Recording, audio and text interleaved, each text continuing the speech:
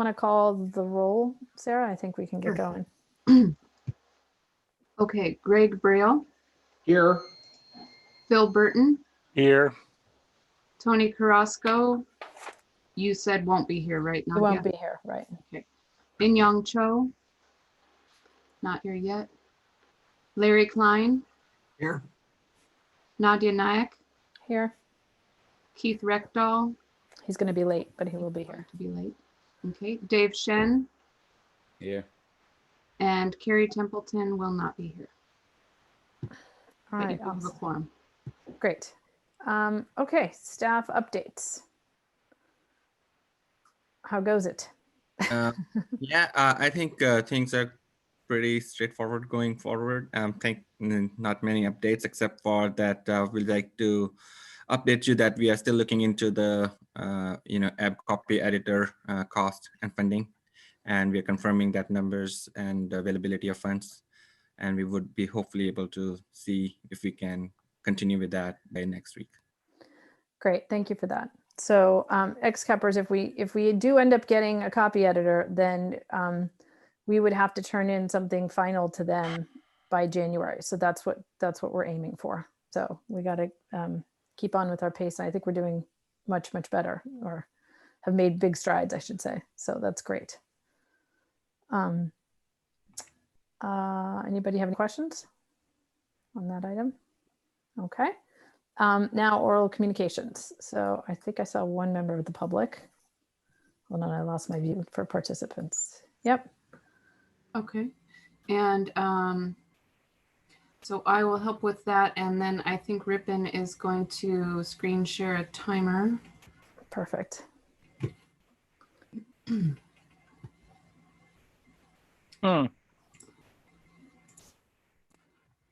dokie, give me just a moment. Oh, and actually, okay, great. Good.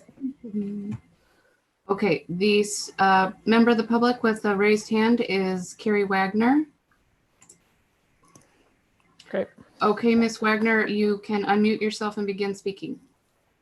Hi, XCAPers. Thank you so much. I really appreciate your work on this committee.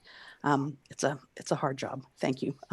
So a few general things. One is I'd like to stress that any solution that requires eminent domain and taking properties we should avoid, because I just don't think we can justify taking people's homes.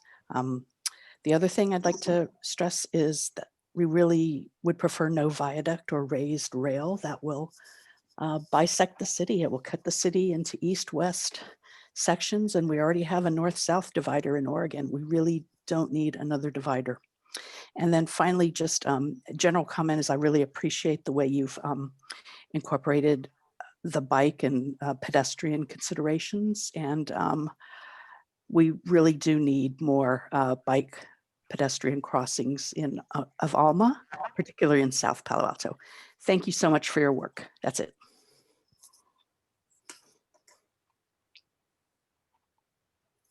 Thank you. Oh, okay, I do see another raised hand. Okay, no worries. Okay. Just a moment. And that is Rebecca Eisenberg. Miss Eisenberg, you should be able to unmute yourself and begin speaking. Hi, all. Thank you for letting me speak. I think most of you will know what I'm going to say because I keep saying it. And that is my request that you all do what you can to bring a potential undergrounding of the train back onto the table. I mean, now that we know that more information is coming, now that we know that soon maybe we'll hear some plans about electrification and how maybe that would work in alignment potentially with high-speed rail. If that ever happens, Green New Deal, who knows, now is not the time that undergrounding should be off the table, especially as we continue to face an ever-increasing crisis of land for affordable housing and any housing. It just that alone, the potential of having the 45 to 55, who knows how many acres of land made available if we move the train and of course its accompanying easement underground. If the land doesn't belong to us, maybe there's a way to reclaim it. There's just a lot of questions we don't know the answer to.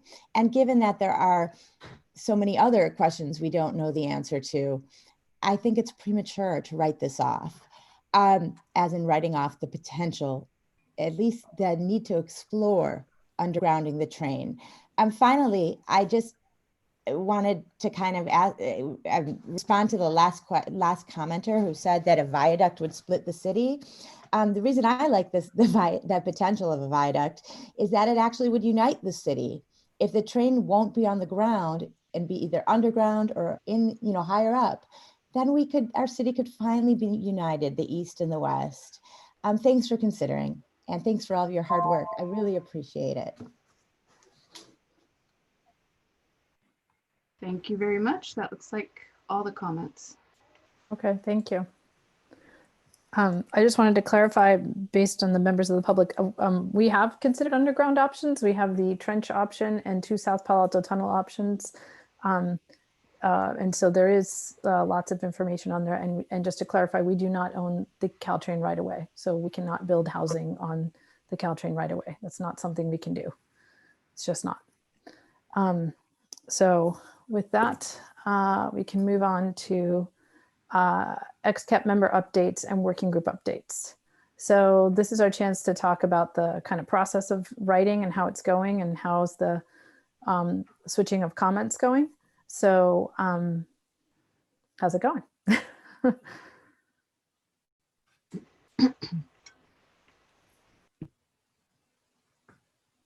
Dave and Greg, I think I'm probably want to hear from you guys most of all. Did you get as many comments as you expected? How's that going? How do we want to switch this up on the next round here? That's a good question, because I feel a lot better about the chapter 3. You took some of the sections out I didn't know what to do with. I think there was one bit left that I just made a section at the end, Okay, which was kind of the history of the underpass. great. Now it's like 30 pages long, which is better. It used to be about 60 pages long. And I added a section, and maybe one thing we could do in this meeting is maybe each of us who worked on a doc could talk about kind of what's changed since the last time you see the doc and bring stuff to everyone's attention. Because for instance, I wrote a section in which I tried to summarize how people feel about all 4 of the options in a couple of sentences. Mm-hmm. And rather than have you read all 33 pages, and I'd be curious, and I tried real hard to be straightforward and fair, but I would love to hear how other people react to that section, whether it's useful, because our tendency is to say, oh yeah, this is good because of X and bad because of Y. And then a paragraph about X and another paragraph, and next thing you know, it's 30 pages again. So I'm hoping that it can be a little bit like one of those documents. If you read the first 5 pages, you get the overview. If you read the next 5 pages, you get the next level of detail. And if you read all 30 pages, then you know enough to be a member of the XCAP. So that's kind of what I'm hoping we can do. In terms of the editing process, I liked what we did, which is I made a Google Doc. I shared it with the 4 people who were, in the club this year for this week. I got a lot of comments from Nadia and Keith. Unfortunately, Carrie was unable to spend time on it, but I know she told me she'd like to do it next time. So, and then at the end of the process, I exported the Google Doc into a Word doc and mailed it into Sarah. And I think actually that process worked well for me, because we were able to get comments and resolve them, all week. So I think that actually worked pretty well. I'm not sure how much I have to say on that section or the other sections, so maybe it's someone else's turn.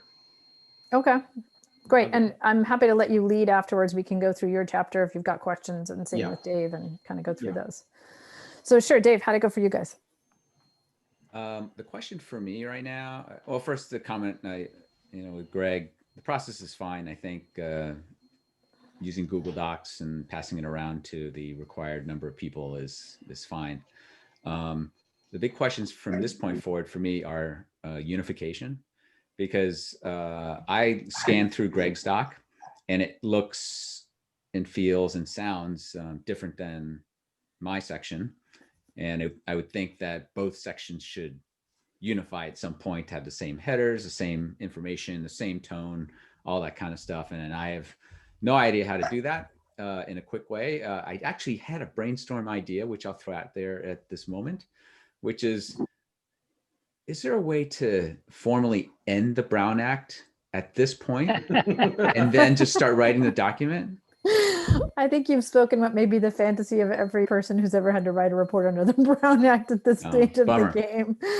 Well, I Dream will tell you on. though, occasionally we talk in my house about, things that actually should continue after COVID is over. And having these kinds of meetings in a virtual setting where people don't all have to schlep to a room and stay there for hours means that a lot more people can participate. And I've seen that with the school board. And I hope that whatever the legislators do with the Brown Act when COVID is over, I hope that they continue the electronic part. Well, the other part is then allowing Google Docs to be used in Well, it doesn't. So what we did is that's why only 4 of us were allowed to work on the Google Doc. And that's why I then exported it to a Word doc and emailed it to Sarah for the public record. And then what we do if we want to go for round 3 is we'll take the Word doc and make it back into a Google Doc, and 4 of us will edit it for a couple of days. And that part of it kind of works okay.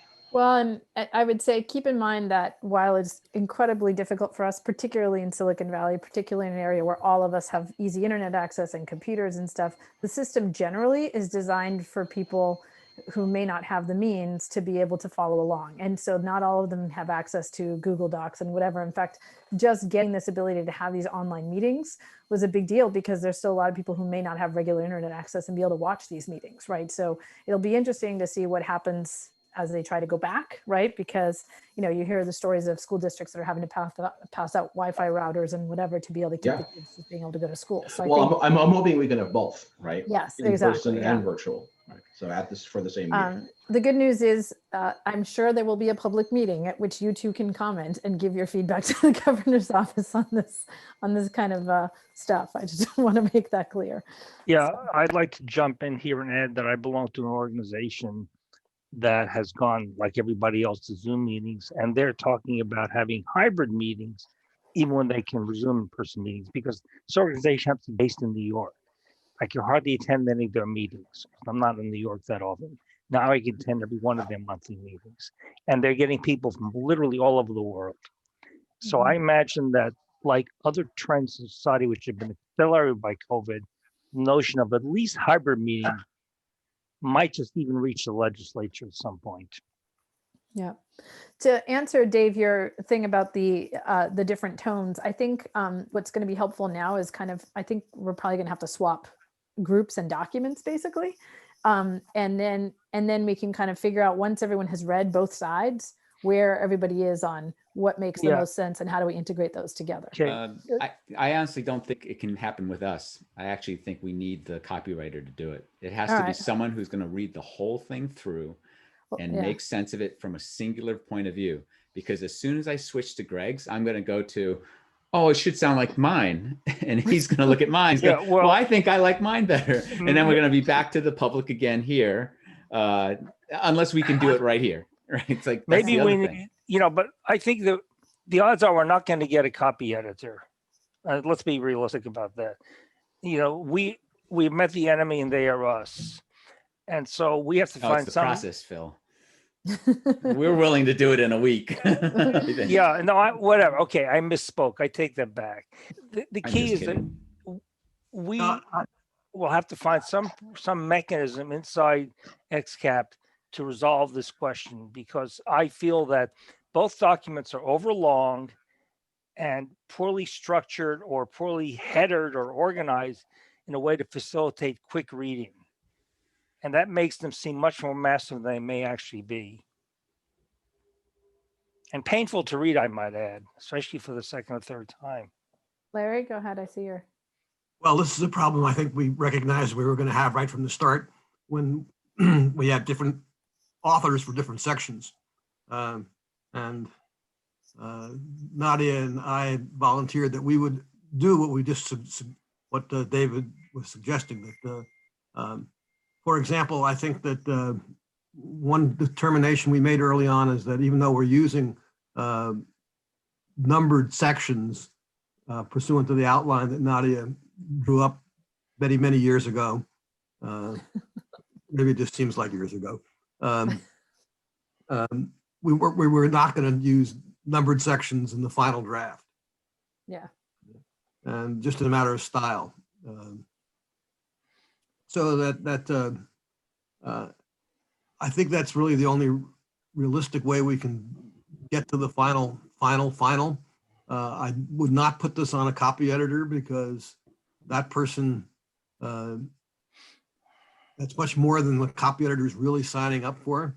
And that person almost inevitably will not understand what we've been doing, so that that person may think that a stylistic change is just a stylistic change and doesn't change the content. But when we see that, or worse, if we didn't check it out, it really might be one of those things where a minor change in her mind actually turns out to be a major one from our viewpoint. So we got to keep plugging away, and I think we will ultimately get there.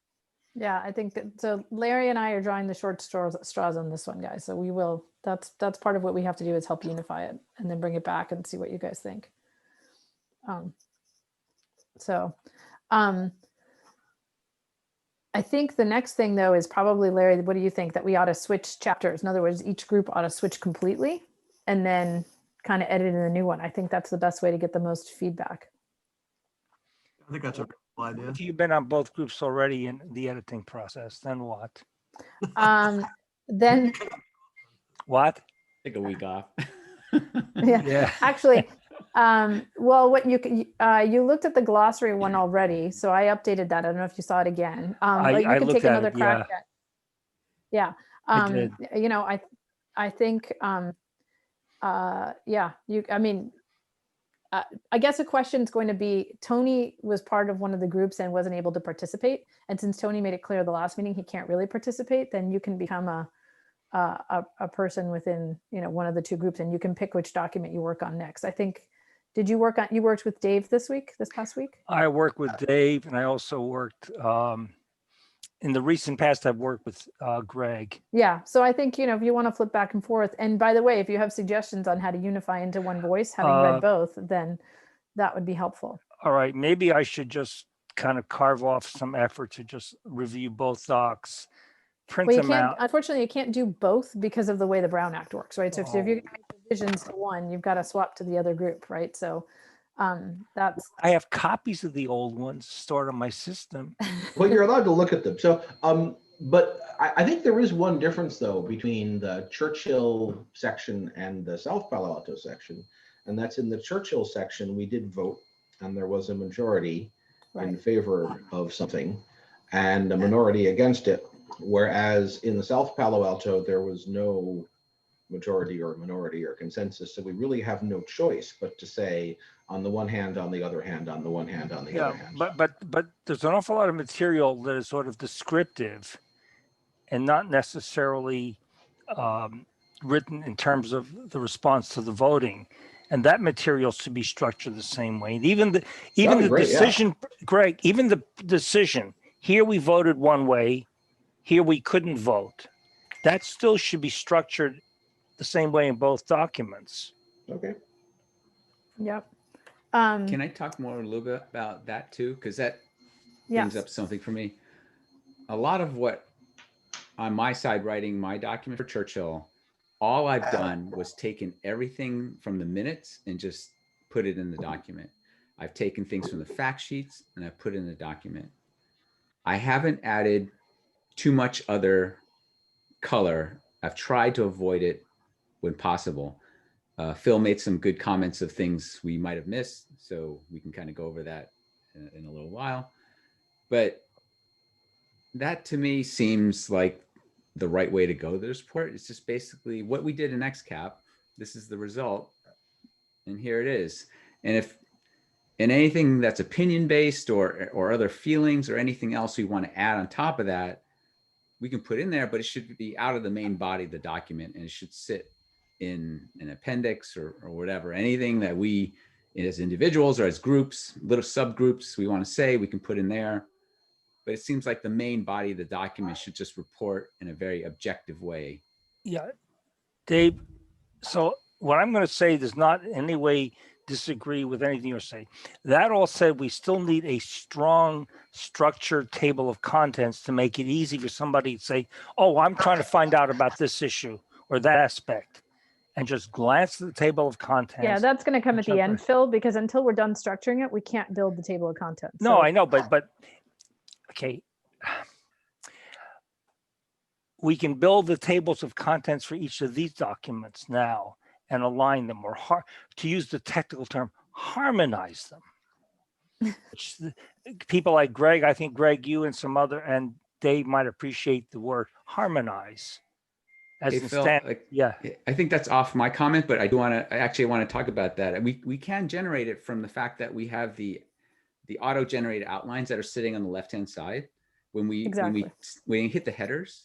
So if somebody were to actually, I don't know if you actually print just that pane or not. Maybe you can cut and paste it. I'm not sure, but you can actually see that. And that's actually a great way. Somebody needs to go through, and that's a great way to start it. Take all those outlines that are auto-generated, line them up on top of each other and go, hey, does this make sense?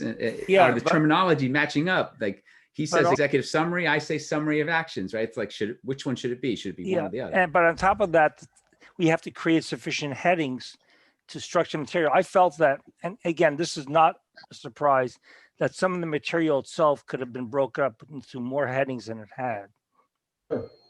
Yeah, and by the way, I use the Google Docs plugin to generate the section numberings. There are Google Doc table of contents generators out there. Yeah, and I think though Greg's point is a really good one, which is that in some ways it's a different document for Churchill than it is for South Palo Alto, because there was actual votes and there wasn't so much in South Palo Alto. And so even though we'd like to be as factual as Dave was able to be, where he's just pulling out things from the minutes, when it comes to what happened with South Palo Alto, I think Greg has tried really hard to also be factual, but also try to explain where the feelings were on the different things and what's going on. And so they are sort of different. I think what I found, and I'm obviously when I give my comments to the Churchill thing, I'll put more stuff in.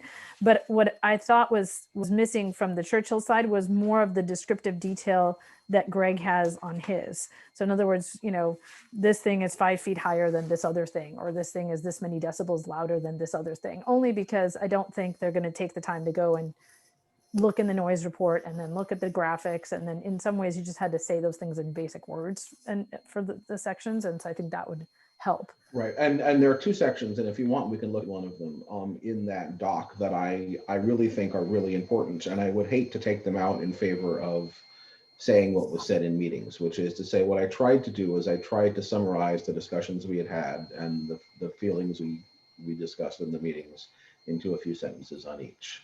And then the gory details are below.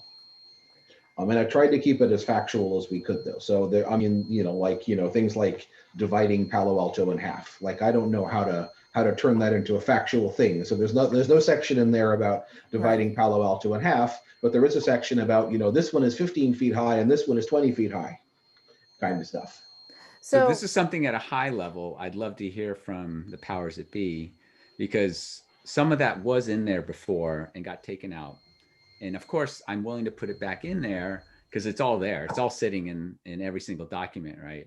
So if someone would decide we want to put every freaking detail in there that there is into the main report or not, I'd love to hear that, because otherwise I could put it back in and then someone else will take it out because they thought it was too much.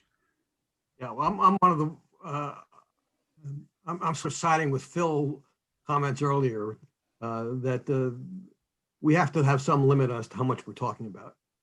Just to pick the height one, for example, let's take the sound one, for example. I'm not sure that the reader really wants us to go into a lot of detail as to the defining decibels and what that really means and so forth. So that I think if you say that one alternative will produce more noise than the other one, and you can say 15 decibels compared to 20 decibels or something like that, I think that's all you really need to have. if somebody really wants to go into a great deal of detail on the noise, that's what the appendix is for. Yeah. I think there's a trade-off between detail and readability. So in the South Palo Alto section, I think that's what we have. Yes, that is what we I have. have a section on sound where it's literally a paragraph that says Good. basically I haven't read that yet, so they're all the same except for one difference. Yeah. And then, which is, by the way, a controversial statement in and of itself based on what we hear from the public. And then there is, and I did have a longer section at the end that could be an appendix or we could take out. So, I mean, that I feel was useful to go through that process. Yeah, well, And I would Greg, love to have that. yeah, let me just comment that a good, strong outline structure would help people to handle that, because we could include that material wherever we do, and yet somebody can skip over, safe in the knowledge that they're skipping over just one very Yeah, specific aspect sure. of the whole issue. And so a Yeah. strong outline really aids the reader and allows us to have longer reports. I wanted to go, I think that Dave's section, I think strikes a good balance between being factual. And then when we get to the sections that talk about why the 6 of us preferred the closure, we have some clear value statements, because you inevitably get the value judgments. And I think that we set forth pretty clearly as to why our preferred alternative is preferred, and Nadia and Phil and Keith are going to say, I guess in more detail than we presently have, why they don't. And once they do that, we've talked about, it doesn't show up in the documents yet, that there will be a rebuttal section where the 6 and the majority say why we disagree with what the minority just said. Well, that's new. So Well, is we it haven't gonna be really like the talked about ballot? the dissenting opinion document that was submitted last time, right? We Yeah. we only spent time on Greg's document. We Yeah. thought we would. I thought we heard we were going to do Churchill today, but I'm willing to go wherever everyone wants to go. It's okay. No, but I think that's up. I mean, that's certain. I mean, certainly the group can do that. I wasn't expecting a rebuttal section, because that's just only going to add more length. As it is, this is a minority report from only 3 people. So sure, if you want to rebut the 3, fine. But I mean, I just think it's going to be even longer. I'm not sure it's necessary. But maybe my rebuttal was strong enough that you wanted a rebuttal to them. But actually, to address the tone issue, having read both documents, and by the way, I have already started the process of reading from the very beginning, executive summary, introduction to Caltrain, like I've been doing that already. I don't actually think we're super far in terms of structure and tone. I think we're pretty close. I actually think there's probably a little bit that could come out more out of Greg's session, certainly probably about the underpass, which we can discuss. And then I think there's just a bit more detail that needs to go into the Churchill section, but I think we're pretty close. And I've seen them both, but I'd be curious by next week what you all feel once you've had a chance to swap teams and then see what your thoughts are. So I think the way this is agendized, we're still kind of talking about structure and what we want to do in terms of how to swap chapters. And then the next section is we can talk about the actual chapters. So if you guys are okay, I think we should just do a clean swap. So Greg, they will own your document for the next, whatever week, and same with Dave. And then Phil, you can take Tony's spot since Tony can't do anything. All right, so I'm the virtual Tony. Or you can take a crack at all the other sections that have been submitted that we're not really discussing, which, you've seen them already. So I'm okay if you're not. Yeah, I've read, I think at this point, so my immediate reaction is I've got reviewer fatigue. Yeah. My next reaction is that I have the real urge to sort of get to a comprehensive outline, because that will force us to think through the unified structure before we spend much more time tweaking individual docs. I think that will be a more productive thing. So earlier, somebody said if the powers that be would, in effect, give us an outline. Well, we as the powers that be, so we have to I think we have to go through that painful intellectual exercise. So Phil, we have that one that I did not too long ago that was pretty painful in detail, and I think we've been working to that. But what we found is, there's just different things that are moving, and so I'm not. we need to take that to another level of detail. Now we have the runtime experience with the detailed sections. We need to look at the detailed sections and build out the next level of detail. And probably both Dave's and Greg's docs will have to be rearranged and re-edited just to fit into that outline. But I think that's a necessary step. We either do it, it's pay me now, pay me later on that. And the longer we wait, the more we're going to pay. I just love to see someone take what we have now and what's the outline that we see from that. Like, I think Nadia's, we're sort of following it, but it's not, we're off of it now. Right. So, but I like to see where we are now, given the actual content. So, and then Dave, we can rejigger things. What if I took the next, well, let's see. Yeah, I'd love it if you did it. Anybody, I don't care. Okay, Phil, well, if you want to do it, go ahead. Okay, so I'll throw out an idea. What if I take between now and the end of the year or till past next meeting to do that just by myself and then send it out? Well, okay. Am I running into Brown Act issues again? Well, I think the real challenge, I mean, the real challenge, it might. I think the bigger thing is if we keep editing the documents and you're only working on the outline, as you rejigger your outline, you're essentially moving entire sections of what the groups are working on. And so I really think that the outline is coming as a result of what we've done. I think that the way the document creates its own outline right now is pretty good.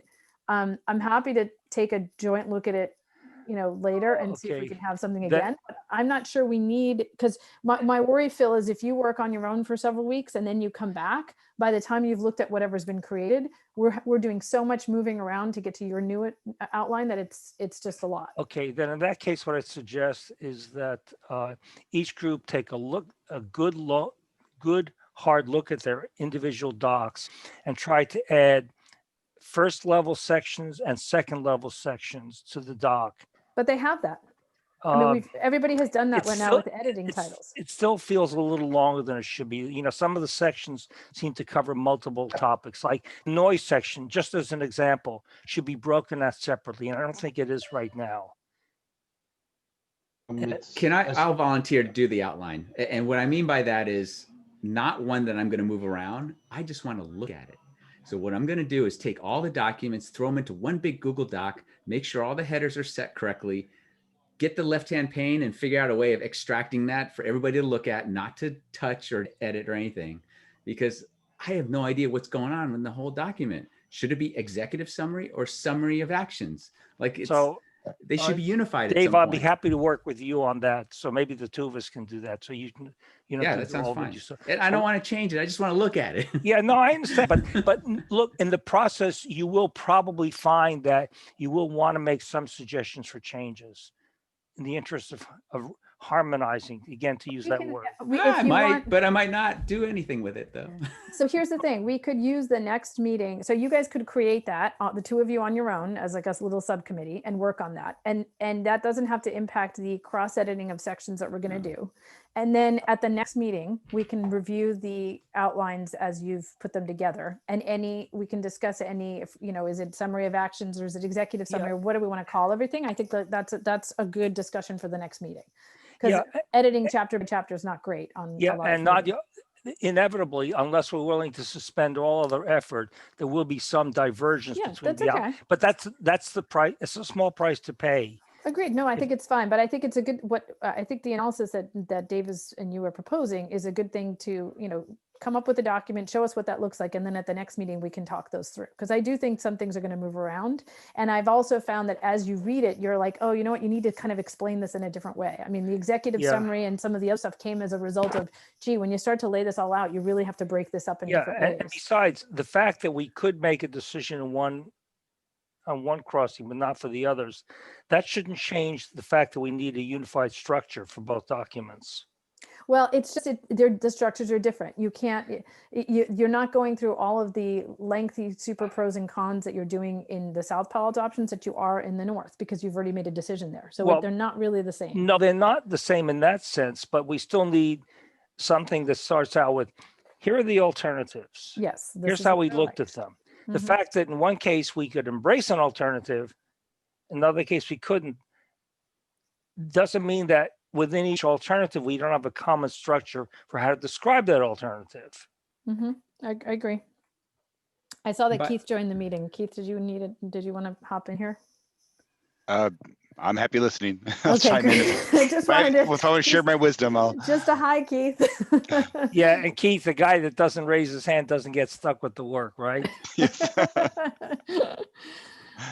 Dave, you were going to say something. Sorry. Only that if this process is fast enough, I could wait till Sarah submits all the documents and then take whatever she has and create that outline for us to talk about next Wednesday. I mean, I think Okay. that would be useful just to look at, right? So Sure. And that'd be great. And Yeah. I think it is probably a pretty low hanging fruit thing to have happen. it should be anyway. Okay, and Dave, you and I will figure out how we're going to do that. So Okay. that carves us off as a Brown Act bubble. So I guess I have a big picture question. I missed the beginning of the conversation. Is like, was there something specific that drove this concern about organization, or is it just general discomfort with the status quo? I think it's just the concern was, does one, what we're calling for Dave and Greg are owning an entire group right now. Does Dave's group sound like Greg's group when you see them on paper? And how do we have a unified voice? And Phil is concerned that if we don't get a copy editor, who's taking on this job, and it's Larry and me basically who are doing that. But to this point, we haven't fully swapped groups. I think I might be one of the only ones, maybe Phil as well, who've read both sides. And so I think once everybody really swaps, then it'll get you'll get a little more comfortable. Yeah, Keith, I've read both sides too, and that's why I'm so concerned about this issue. Yeah. So And Phil's is this a content issue, or is this just a writing style issue? It's not style as much as structure, because somebody picking this up for the first time will probably be confronted with a document that's going to probably be over 100 pages in length or close to it. And nobody's going to read that without a good, strong outline so they can hop around to what they need to find quickly. Otherwise, this won't be read.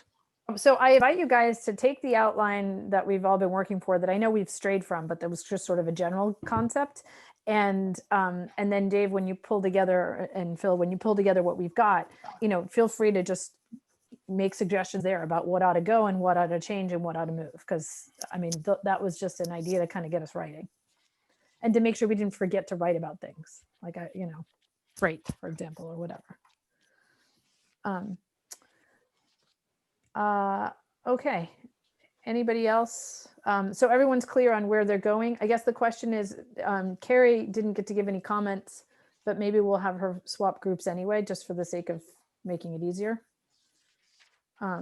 Yeah, I mean, Carrie didn't make any comments, so I think it's okay if she stays on the South Palo Alto if she wants. Okay.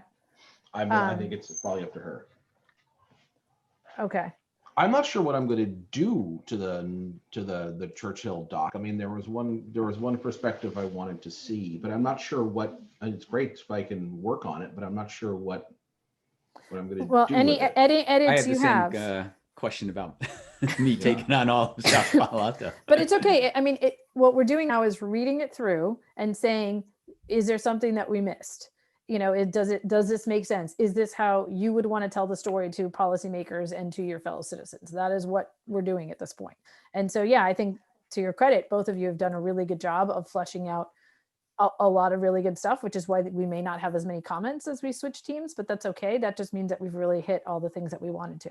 But, the biggest, I sent out that thing, which I kind of copied from the iBrick suggestions for writing, which is, keep in mind, this might get picked up several years from now. Keep in mind, you're writing for someone who may not know any of this stuff. And, to the extent, I think what I would encourage us to think about also as we read through these again is, I've now created the glossary, which was released in today's agenda. So anytime you see a word that that you think is important or is XCAPese, make sure that we've got it in our glossary, right? So do a check back. And that would be one thing that I would really suggest for this coming week. Because I think that'll really help us. And it's certainly something that if we got a copy editor, Phil, I took out a couple of things that you had defined in the glossary simply because even though they're trained terms, they're not anywhere in our report. And I had a couple of those too, because I took them from some other Caltrain glossary that I kind of copied. Yeah, well, Like level boarding doors. We haven't talked about level boarding anywhere in the entire process. All right, it's fair. Right. So I had to take out some stuff that, yes, is valid train terminology, but didn't really go in the report. All right, I'm not gonna, I mean, that's a fine point. It's not worth discussing. Yeah. And then, all right, I think everybody's clear on where we're going.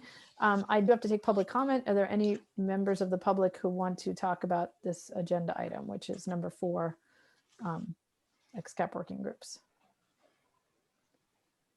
Well, I see one person. So Sarah, could you help me with that?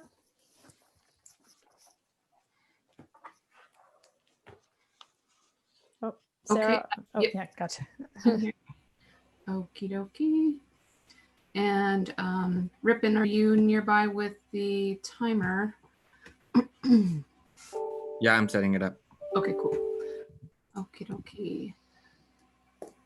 So we've got one public comment from Rebecca Eisenberg.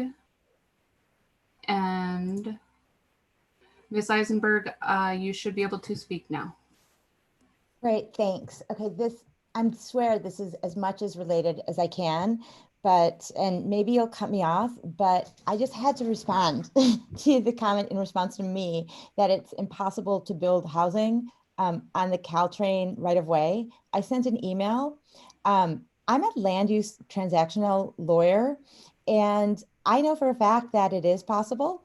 Other cities have done so.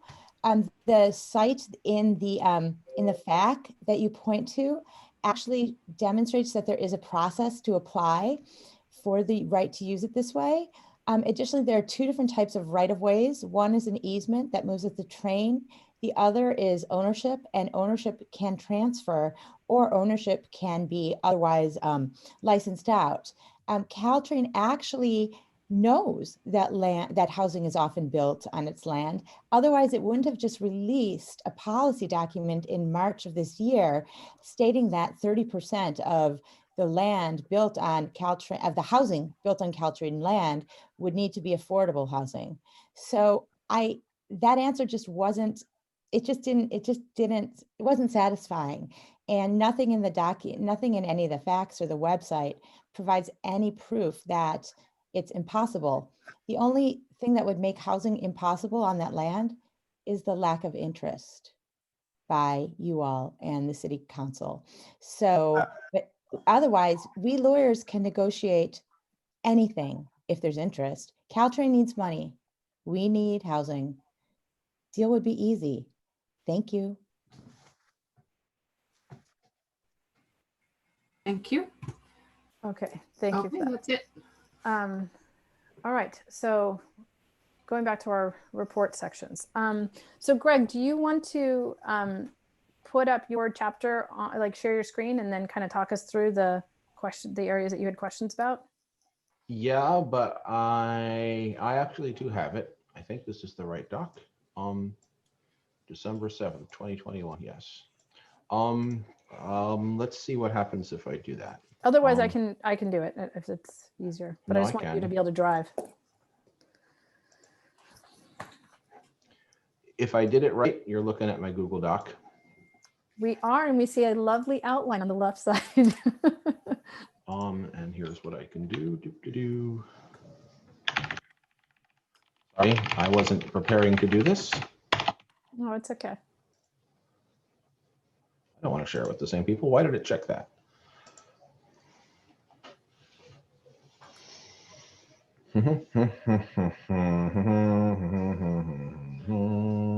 Okay. So I guess one thing I might want to do is call your attention to the overall structure.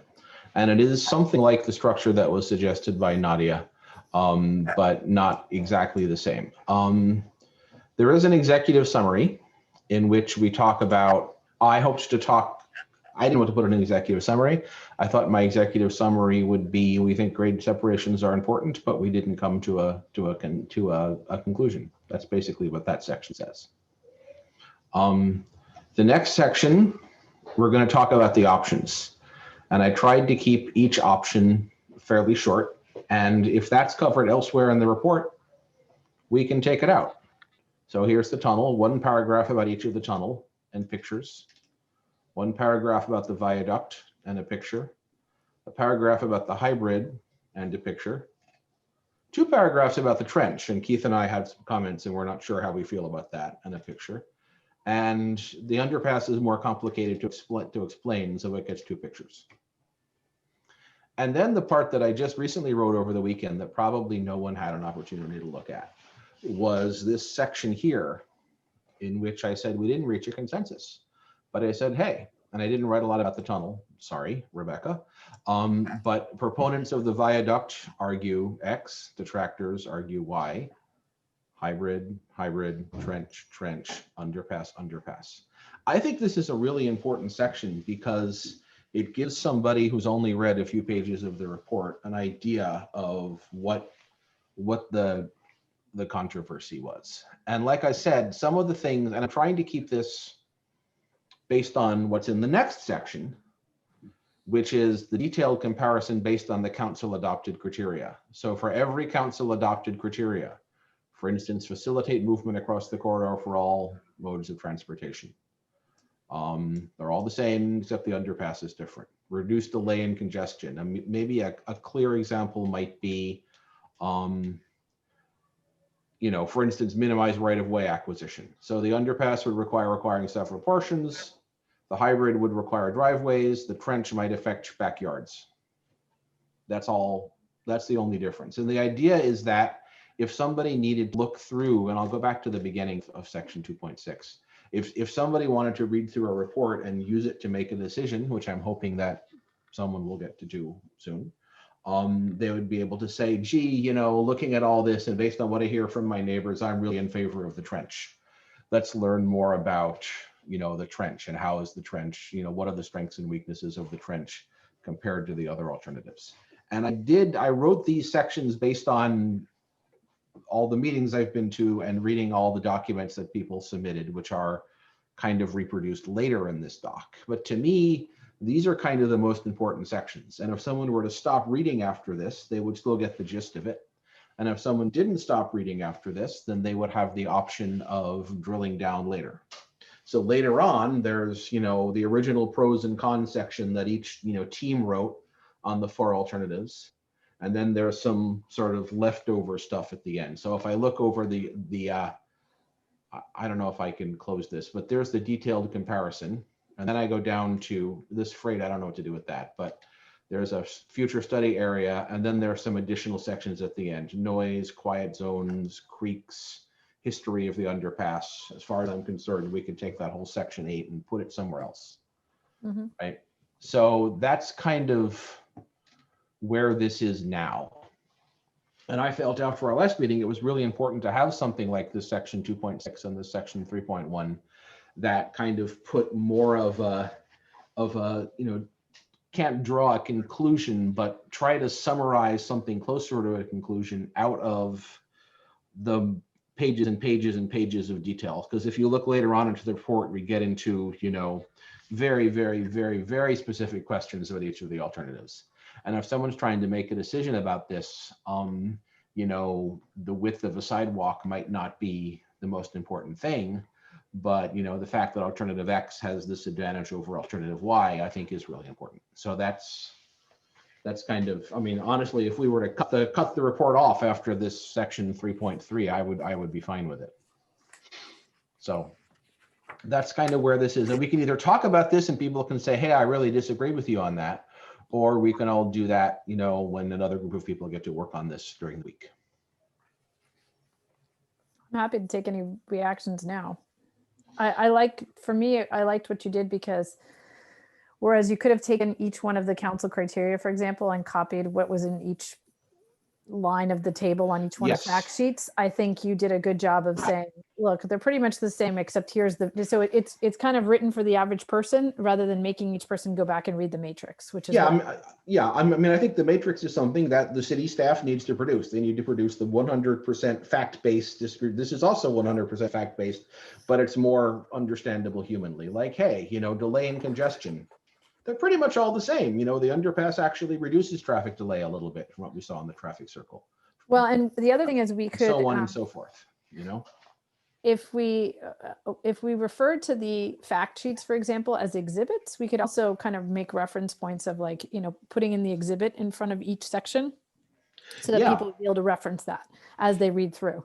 Right. It would probably be a good idea to actually have a footnote in each section with the link to the fact sheet and the link to the matrix. Well, I'm a visual tactile person, so I always imagine this as a printed spiral bound Okay. report because I'm apparently from also 1995, and so I would want my exhibit, at the beginning of each. So now we're going to South Palo Alto. I'd want all the South Palo Alto exhibits in the beginning, maybe lettered or numbered or whatever, and then as they read through, they could flip back and forth and look at the pictures and look at the chart and understand, But I think, to your point, just reading this from a text perspective is a great synopsis. And by the way, just looking at this section and the one immediately before it, for whoever's going to edit this, I'll be really disappointed if the 1 or 2 paragraphs I have for each of these sections turns into 3, 4, 5, or 6 paragraphs. Oh yeah. If we do that, I think we've kind of made a mistake and we need to go back.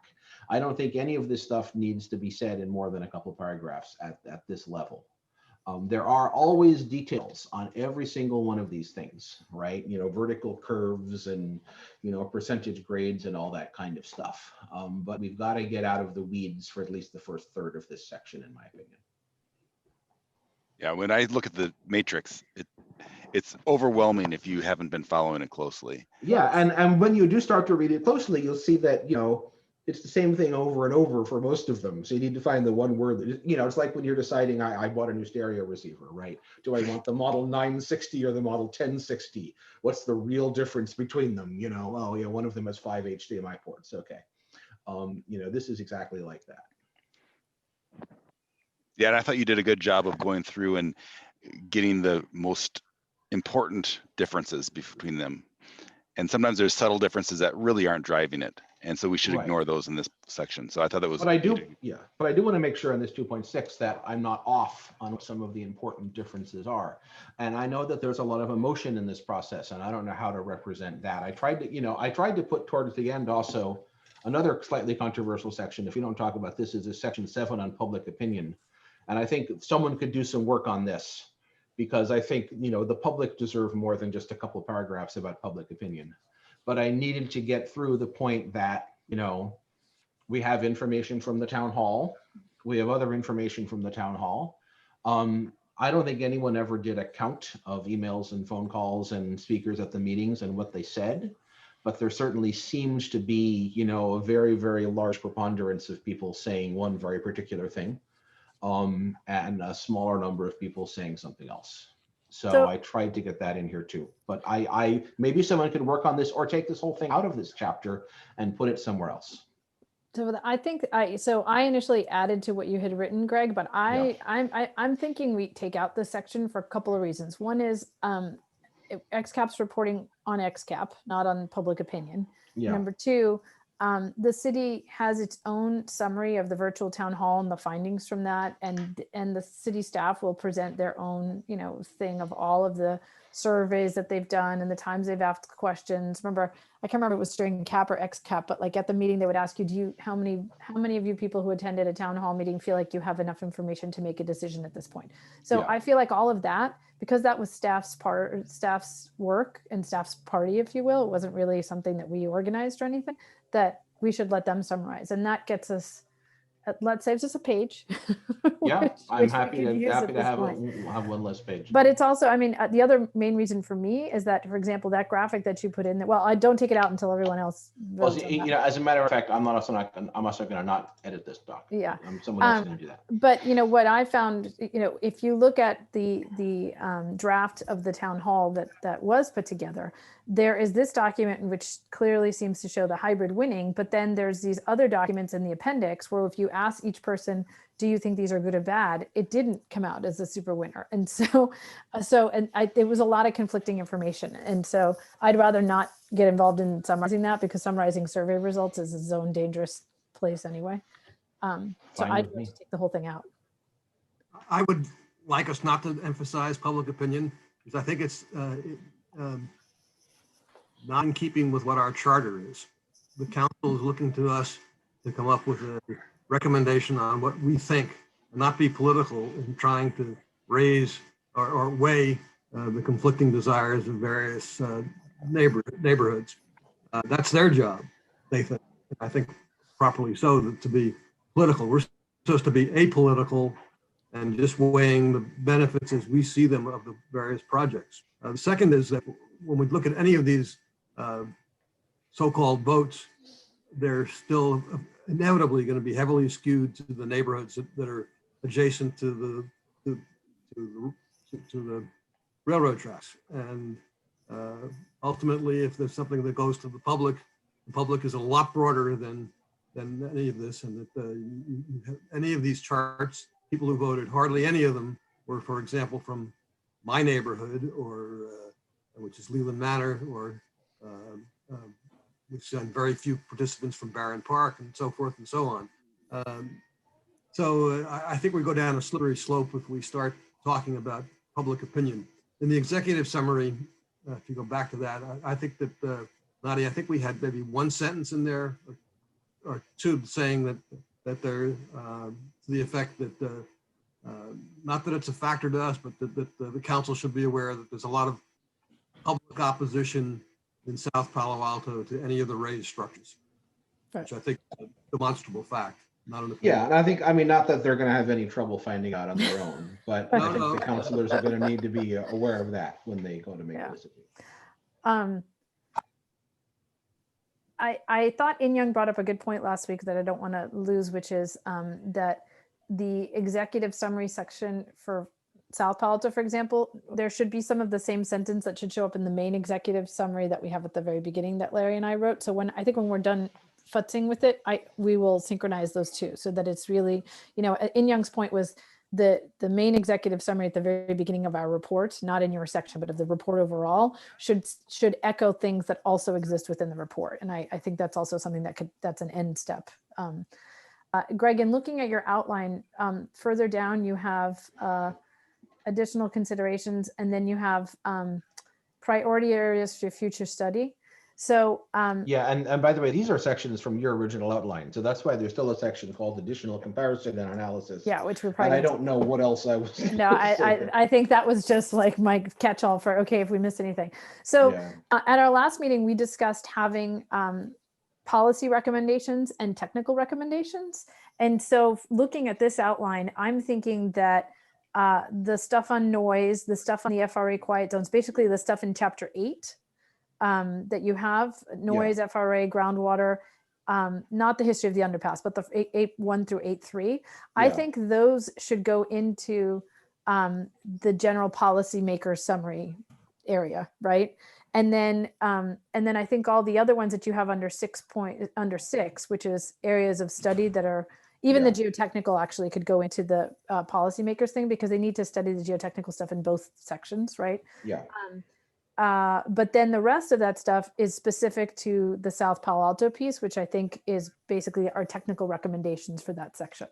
And so from a structural standpoint, I think that's what, that would make sense, is moving those other ones into kind of the generic one.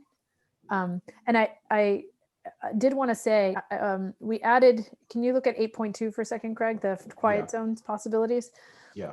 So I'm not sure everyone has seen this, but you may know, for example, that it is possible to remove train horn noise by improving the grade separations to have what are called quad gates. So they have these specific 4 kinds of gates. And there's other more technical improvements. I'm sure Phil could give us all sorts of detail on it. Actually, you've covered it, Nadia. Okay. The city of Atherton actually went through the process of getting quiet zones. And so now they don't have the horn noise that happens. Greg had a longer section here, which I took out for the sake of brevity, but it was about how you could become one and how we might be rated and what goes in there. I wanted to make sure that the XCAP overall is comfortable with simply pointing out to the council that if it takes longer for grade separations to happen, that they have the opportunity to pursue the possibility of quiet zones if they wanted to tackle the noise issue ahead of what might be a many, many year process to build grade seps. Is there anyone who has any real, I'm not okay with that, I don't want quiet zones, or I don't No, want. I mean, I think the reason why I had the longer section, I signed up for the quiet zone calculator, and I also wrote the safety chapter, and you know how I feel about the safety of our Yes, grade no, I know crossings. you're a quiet zone think- fan. I just want to No, make sure. I think the chance of us getting a quiet zone in Palo Alto is almost zero. Personally, based on having looked at the calculator and looked at the numbers of accidents and cars crossing our crossings as opposed to the crossings in Atherton. But if someone wants to pursue it and we want to say there's things exist called a quiet zone and here's how you can learn more about it, that's fine. But I Okay. don't think we're going to get one. Okay. Well, then I'm fine if we wanted to take it out altogether then. I mean, if you don't think it's likely, I didn't really read the technical mumbo jumbo because I was like, oh no, this is just too deep. The fact that it's 4 paragraphs, 4 short paragraphs, I think we should leave it in. Yeah. I wouldn't want to go on long about it, but short and sweet is fine. Okay. Well, Yeah. I've never been involved in it, but I know that the city council in the past has looked into the quiet zones. It's not exactly a new issue to the council. Yeah. Right. For whatever reason, the council in the past has said not worth going into it any further.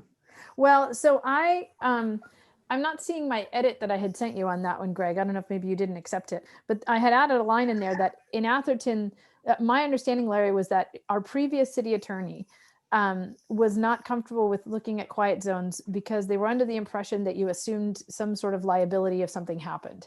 And the town of Atherton has updated their website with an FAQ that basically answers that question. Yeah. There is a link. I mean, what I kept from, I think I rewrote yours a little bit to shorten it a little bit, but you see the footnote leads to the link, and the link, I believe, pulls us to the Atherton FAQ, which says, among other things, number who's 8. responsible. Yeah, number 8, did the town assume any potential liability? That sort of thing. Yeah. Should not result in any additional liability to the town. So basically their city attorney has looked at that and said, no, it doesn't add any additional liability. But But just like in the safety chapter, we talk about that predicted collision factor that the FRA calculates for grade crossings. I don't know what it is for Atherton, but I'm willing to bet you it is a tiny fraction of what it is for Charleston and Meadow and even Churchill. yeah. So and that's part of whether or not they'll let us have a quiet zone. Okay. But I'm fine leaving it in like this. I'm just saying, personally, I'm very skeptical that we're going to get one. Okay. I mean, it says the city could pursue. It's not that we're saying Yeah, they exactly, should. So, exactly. Okay. Given Greg's analysis, I have trouble with the sentence. By saying the city could pursue, I think there's an implication there that we think it's a possibility that it would succeed. Yeah, that's my worry. I mean, I didn't do the analysis, and I just don't know how good is their quiet zone calculator. Do you know what I mean? Like how?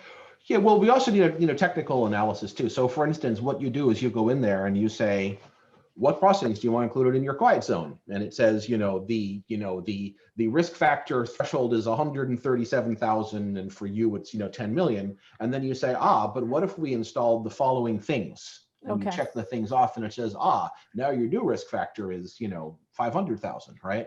What I don't know is, what are those things? Do we have them? Some of them I literally didn't know what they meant. So, there's 4 quadrant gates. Okay, that's very clear. But there's median barriers, there's, fencing, and, there's basically structural changes to the roadway to make it much more difficult for drivers to do a stupid thing. It's not clear to me whether those are possible, exactly what they are, whether we have them. We would need someone in the transportation department actually to spend a little bit of time on this if we wanted to actually have a real answer as opposed to me mucking around with a web page. Well, so Ripon and Philip, do you guys have any sense of where quiet zones? I mean, I know it's been a while since the city has looked at those, and obviously our budget right now is nil. So, but for the sake of posterity and putting in those alternatives in there, do you have any thoughts on that? I mean, Chair, we can put it as a recommendation as one of the alternative, but quiet zones will require infrastructure improvements like gate downtown on both sides, signal improvements. So it does get some costs attributed to all those improvements that would be needed in order to provide the provisions that are required to make an intersection a quiet zone ready. Okay. Right, but based on the quiet zone calculator, I'm not sure even with those things in we would qualify, but it does tell you how much it would cost, and the cost is like single-digit millions of dollars to actually, because we're not talking about the kind Need of to stuff qualify our statement. Yeah. Yeah. So I'm with Larry. basically, you know, unless somebody wants to go off and do the research like from the city, then I think we should leave it as it is. Yeah, I think I'm with Larry. I think you could put a qualifier, but when we swap teams, Larry the lawyer can go in there and put in his good legal qualifier of like, well, this is what we did with the online calculator. But I mean, I think it's important, you know, 5-10 years from now, when the institutional knowledge has disappeared, it's good for that to sit in there as a reminder, because if grade steps are a very long ways out, then this may still be something that they want to pursue. Who knows? All right. Anything else that you wanted to review in terms of, so on the Meadow Underpass section, I'm going to take another read of that as well. I got to figure out, it's way too detailed, and I totally agree. It basically, I think that might end up turning into an appendix item, because Right. the reason some of the detail that's in there is important because it basically talks about the evolution of the alternative and how what was presented wasn't quite what AECOM came up with, but what the concepts were. And that's not necessarily anything that anybody has to read unless somebody had a really good idea on how to move that to the next level. And so to me, that's an appendix thing. And so if you want, we can strip that out completely. And and if anybody else wants to work with me, Keith, I don't know what your availability is, but I could take a crack at sticking that into an appendix that is more readable as an appendix and is more useful, because in its current form, it's more like a one day, you know. Right. Yeah. I mean, I don't think it's unreadable. I think it's quite fine. I think it's just, you know, we don't have this conversation on any of the other alternatives. Yeah, and I just think it's not an appropriate level of detail for the main report. I think it can No. go appendix. Yeah. And I mean, there was at one point it said, oh yeah, we didn't spend as much time on this as we did on the other alternatives. And I would dispute that assumption. But certainly the history of here's what was proposed, here's what was, it's like the picture of the swing and the tire swing, and, you know, they wanted a tire swing, but they got an airplane. I think describing that process is okay, right? Mm-hmm. Okay. Yeah, my complaint is not so much that we didn't spend as much time, but that it's much more complex than, let's say, a hybrid. Yeah. Sure. Yeah.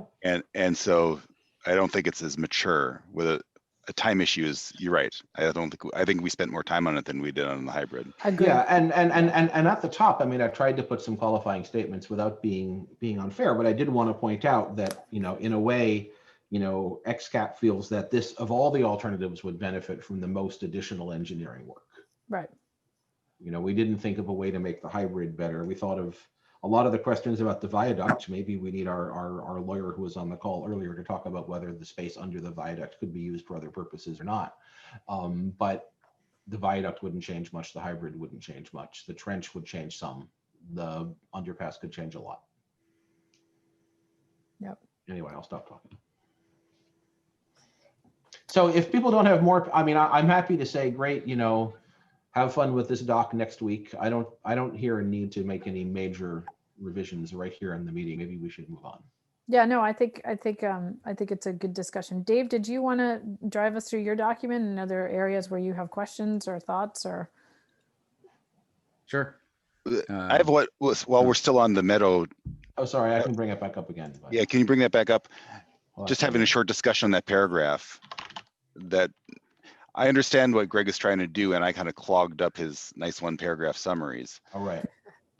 But I unfortunately it's going to take me a second to reopen it, but I know which paragraph you mean.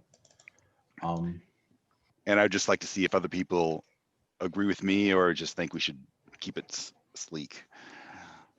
And let's go back to share screen. And Greg, when you share your screen, if you can make the view be like 150%, it'll be, I'm on a really big monitor, but it might be easier for everyone reading or watching at home kind of thing. Actually, no, okay, yeah, that works too. Perfect. Yeah. Oh, there's a way to do it in Zoom. I don't know. You're totally fine. I'm not a Zoomer. No, it was going to be a Google thing, but you got it anyway. I think it was this section here Yes. We had like hybrid, the hybrid option does X. Under viaduct, the Trench. viaduct does Y. And then trench, we have trench does X. And then we have, it has engineering challenges. And I don't mind but the only thing with that is that I think we have a place later to say, these are the engineering challenges. Yeah. Let me explain my thinking, and I understand what you said. So if people don't agree, that's fine. One problem with the trench is that it's just not dig a hole. There's a lot of analysis that has to go through. And there are two people that I'm addressing this second paragraph to. One is the neighbors, to say it isn't as simple as just pulling out your checkbook and writing a check. There's going to be some risk there. Even if we went forward with it, there's no guarantee that we could make it work.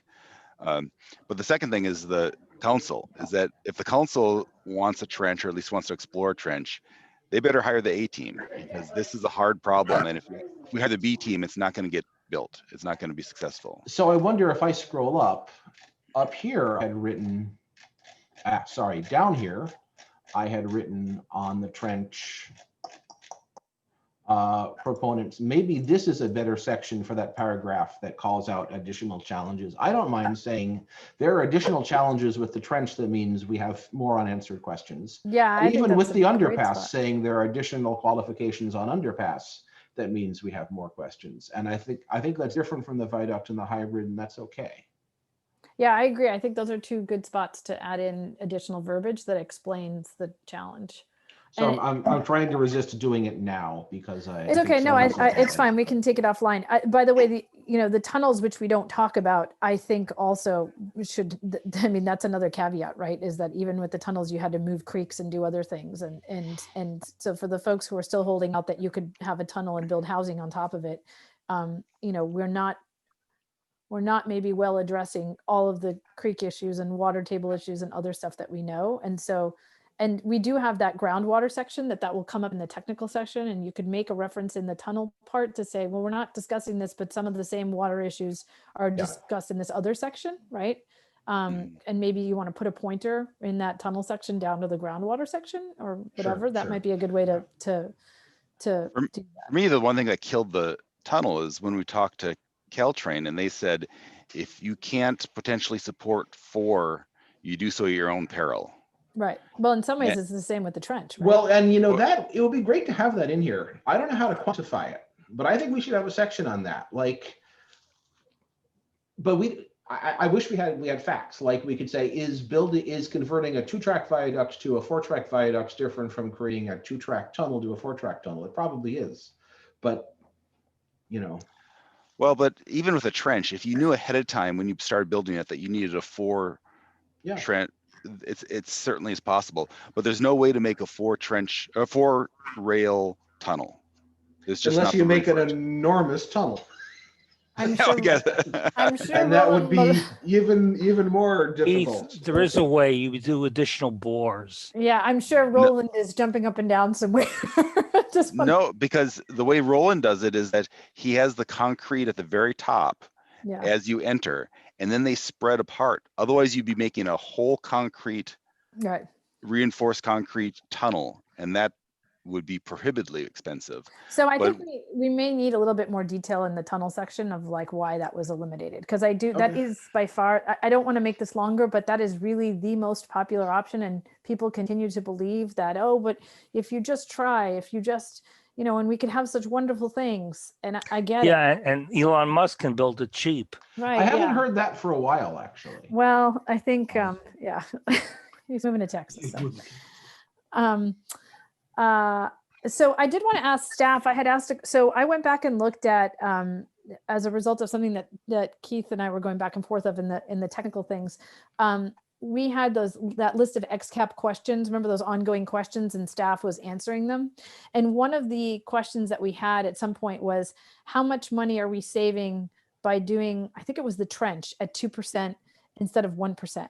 And I asked staff if they could track down and see if AECOM made that calculation, and not because I think it's going to help with the trench alternative, but the concept of doing things at 2% instead of 1% has a cost difference. I was curious what that might be.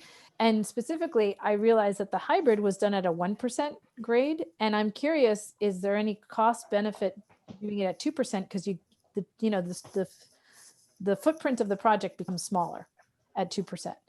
And I'm just wanted to understand what that is. I happened to geek out over the last week and looked at the plans for Redwood City, which they have a lot of grade separations that they have to do.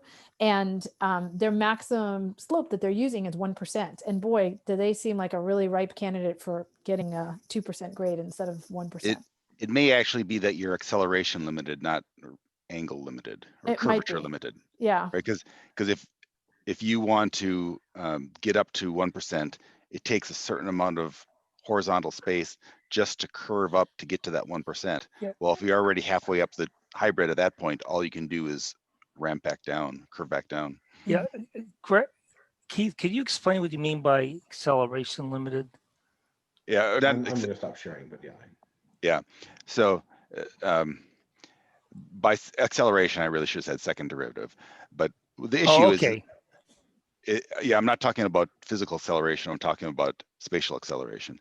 So the gist of it is that if you want to go from flat horizontal to 1% grade, you can't do that instantly. You have to slowly change it. Yeah, no, I understand. Yeah. Okay. And so you can't change that instantly. Well, so as you're slowly changing that grade, you are going uphill. And when you finally reach 1%, if you are less than halfway, you can keep on curving upwards. But is it the difference between the difference between that and that kind of? Yeah. Yes. Okay. And okay. And so if you are now, you're limited by how fast you can curve. If you've hit halfway up at, let's say, a 0.5% grade, it makes no sense to go to 1% because you have to start curving back down now. So that may be. Wait, are you saying that the length of the vertical curve transitions may be longer? If you add them back end to end, they may be longer than the total space between two major points? Yes, exactly. Okay. You're going through your vertical curve and you're ramping, and as you're going along horizontally, as the train is going up, it's getting steeper and steeper. I think a simple way to say that would be there's simply not enough room to accommodate the vertical curve transition runouts at 1% versus 2%. I love that you thought that was simple. No, but just by the way, what I just said does not belong in the report. Oh, no, I in those understand. I was words. kind of hoping Greg Braille was going to use his kid's train set to show us in I visual. still might be able to do that. I don't know. Maybe a Lego version would actually, over the holidays, I could send in some Lego videos. I don't know. Maybe a Brio train set. Yeah. Actually, we've joked before, but Brio is they have terrible grade curves thing. It's just not useful. Trust me, we've tried. So Keith, are you okay with that concept of sticking it in those sections that Greg? Yes, highlighted? but the point that I wanted to get across is that there's work to be done. Mm-hmm. And it's just not, oh, we want to build it, just go ahead and do it. Well, you just can't go ahead and do it. There's still a lot of work, and particularly the creek is what I'm most concerned about. You know what Well, else I I think- realized is missing is the list of all of the agencies that need to be addressed to be able to do stuff with the creeks. We don't have that list in the report somewhere. And I think that's a really critical list because it's like the water district and the this and the that and the Army Corps of Engineers. I mean, there was like a really weird long list there. And just talking about the process that you'd have to go through to clear all those. I don't know who's got music going on. Sorry, I'll mute. I don't just got. Thank you. So hi, In Young. Thanks for coming. So Greg, I have, do you anywhere list which members of the committee were in favor of which alternatives? No, I think No. early on that was not part of the. If you want to put that in, we can do that. But no, there's no mention of actual people in the report. Well, at least I'm not so much concerned about that, but I thought that it might be useful to the council to see what the numerical split was. I don't think any one of the alternatives got more than 3 votes, and I think we say that in the executive summary at the top of the. I think it would be helpful if we said 2 members of the committee favored this and 2 people favored that and so forth. Just I think it gives it a little more color for the reader to see how really split the group was on which alternatives were better. Okay. And I was I'm a- leaning, not favoring. So that's a difference, I think, too. You might Yeah, wanna I call out. think, yeah, just. Yeah, call I me- mean, I think my position shifted slightly during the conversation. Sorry, the music is loud again. It's yeah, I mean, I think the challenge is that exactly that is that was leaning, not a real even vote, right? It wasn't, it was like barely a lean. And if, I think that the council and the citizens are entitled to know whether they were leanings or actual preferences or whatever, because it's a sure, okay. way of saying, boy, this is really a tough decision. I'm okay with that. I mean, I could find, I have to go back and find the chart in that video where I put that up on the screen so we can see what that came up with. So I agree to put that on my list of finding that. Does anyone remember where the list of all the agencies needed for the creeks is? Did Joe have that in his email? He had the designation of the creeks, but I don't think he had like what are all the agencies. I'm wondering, you know what? I think I know where it might be. I think there's an old document, a noise and vibration, a tunneling white paper from like 2017 that might have it. So I'll look in there as well. I was thinking they list all those organizations, and what it really tells us is that our society's become too bureaucratic. Yeah. Okay. All right. Anything else before we move on to Dave driving?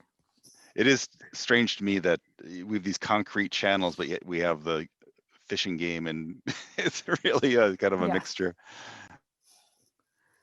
I agree.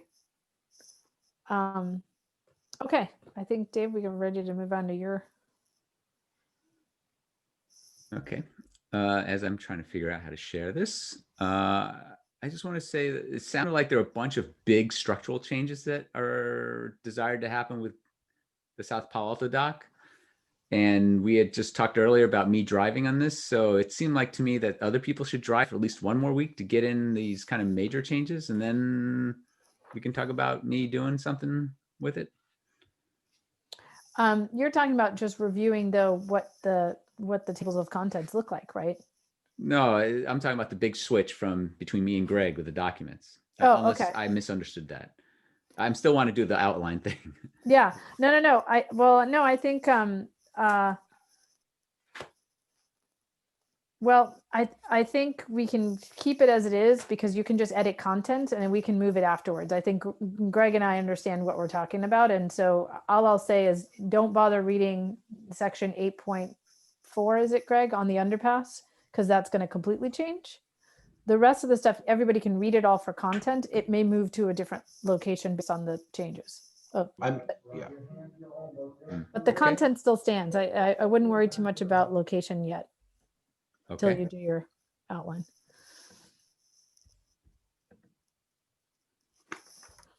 All right. Can everybody see that? Hopefully I got the right one. Yep. Wait a minute. Whoops. All right. How would you like me to do this? Just walk everybody through it like Greg Yeah, did? I whatever thought it is that was- you feel like, questions on or. To be honest, I don't really have a lot of questions. There's been, let me get rid of this thing for just a moment so you can see the comments on the right.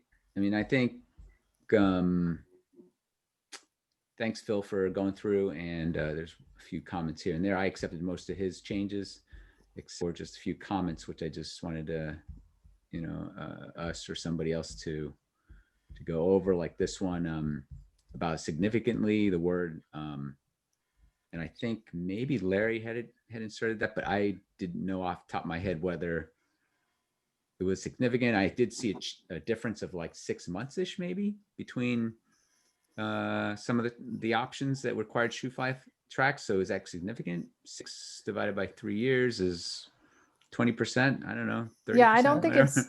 I don't think it's quantified anywhere, but I think it's fair to say significantly. It's something that Sebastian Petty repeated in his testimony, right? He's like, as the complexity of running an electrified railroad and the infrastructure needed to run the railroad continues to grow, so does the cost of building these passing tracks, because they have to have a fiber optic cable that still connects to the signaling system on the shoe fly track. Like, it's not just the electrical poles, it also has to connect to the positive train control stuff that they're installing, and the signal based overlay system, or CMOS kind of So stuff. let me just make the observation here that the impacts Caltrain are not just the construction cost, but also the operational schedule changes. Yep. And the longer you have the shoe fly in effect, the more that's going to cost Caltrain. But when I look at so the old civil engineer meeting is looking at the kind of construction involved, and sure, the shoe fly tracks are going to add cost, but the real cost is in the earth moving for the excavation for a trench, for example, or the earth moving for a burn, that sort of thing. Yeah, I think the problem is that the word significantly is relative, and we have some really Exactly. enormous numbers in this. So like, relative to the cost of not needing a shoe fly track, maybe not so big, Well, but relative to the cost of digging a maybe trench. that the shoe fly track based alternatives are just more expensive in terms of their inherent design than the non-shoe fly based alternatives. That I'd agree with, but that's why I call that question. I question the use of the word significantly just by saying shoe fly track. Well, you need a modifier. I'm not wedded to significantly, but if you just say, if you drop that word and just say a shoe fly track increases the time of construction and cost of the project, that raises the question, well, what are you talking about? 1 day and $1? Right. Yeah. Well, but we haven't quantified that because, We don't. because it's not like you have the option not to build a shoe fly track if you Well, want to preserve Caltrain service. We could ask, so And I'm not even sure this is how do I put it? The more I think about it, the more I'm not sure. The more I am uncertain that we even need this statement. It's gratuitous. Well, hardly. no, I think it's No. important. What I mean to say is, if you're going to do something that takes the Caltrain tracks out of service, you have to build a shoe fly track. That's inherent. Right, but we have that everywhere. So maybe it will make more sense to say AECOM estimated that construction would take X or Y, and you can call out but rather than getting into why, it's, that might be worth mentioning. And you can say the shoe track, a lot of things increase the time of construction and the cost of a project. So Sure, maybe you but don't need to it's mention not those, like but- we have the choice of either building or not building a shoe fly track. If we're going to take the current right of way out of service for whatever reason, we got to build a shoe fly. Yeah, this is a problem that came up for me a lot when we say it's a lot of this or more of that, and it's kind of like relative to what you kind of have to quantify or qualify what that is. And so I don't know if staff has any, Philip or Rippon, do you guys have any suggestions on, I'm not sure we have a cost. I know we have some cost breakdowns on the fact sheets, but I don't know that we have enough to be able to say how much more a shoe fly versus a not shoe fly is. And I take Phil's point that like there is no choice. You must build a shoe fly if you're going to do that. Yes, you're correct. That's the information that I would think we have. Okay. There's no like the average cost of a shoe fly track is X per mile. I mean, could we get that from AECOM from their costs? I can certainly reach out to them and find out more how they develop their estimate and see if that's available. I have other questions like you mentioned also earlier that I have to kind of follow up with, and so I can follow up and add this one. Yeah, I mean, I want to be very clear. I'm not asking them to do new work. I just want to know if when they did their rough estimates, what's their rough number that they use for an electrified shoe fly track, and could we use that for some comparative? Yeah, so I'm not sure how did they distributed the cost or how did they came up to the final cost. I'm sure they have some cost distribution, and if that's where they have the shoe fly cost per mile in there, then we can certainly extract that from there and other information like you mentioned. So I'll follow up with them to see if we can. If you don't have a sentence in there like the last one, the whole section makes no sense. we're going through and analyzing the criteria set by the city council and applying them to each alternative. In this section, we're saying closure doesn't require a shoe fly. The other probably do. Yeah, Well, but closure also does imply reconstruction of the right of way. That's the big issue, and that's the big benefit of closure. You don't touch the right of way. We're going through criteria one by one and trying to analyze them. If this is not, if the shoe fly cost was not significant, why even talk about it? Well, it's That's because not what I heard meeting after meeting. That's why we spent so much time talking about the Jack's Box alternative, which Phil, you were the one who brought up. yeah, no, I know that, because once you accept the fact you're going to touch the right of way, a jack box is probably cheaper than a shoe fly design. But I don't think you have to modify your statements. I think we heard over and over again from our consultants, yeah, the shoe fly track does run up your costs. If we can get some numbers, that'd be helpful. To me, it's similar to the maintenance costs discussion. So, we have repeatedly in there, if you have an underpass or whatever, you have to, potentially have to pump out the water underneath, and the city would be responsible for maintenance costs. Okay, but is that $5 a year, $50,000 a year, $5 million a year? Without having anything is more cost, but without having something that quantifies it. So if we can get some of that, that'd be useful. Otherwise, I'm happy. I think we can revisit this and see how we can still make the point, because I think it is important to make the point that a shoe fly cost, yes, it increases it, but I don't know I hear what Phil is saying. It's not necessarily, it's significant because in a closure, you don't touch it, but it's not necessarily considered significant in the making of an underpass maybe. And so I think that's what I hear both. Let's see what staff can come back with.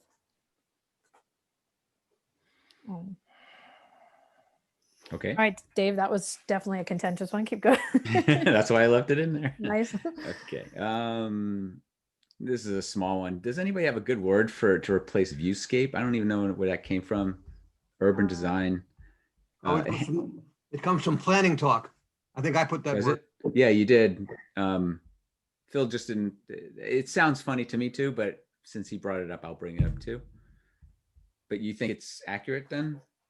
Is it one word altogether, or is it two words?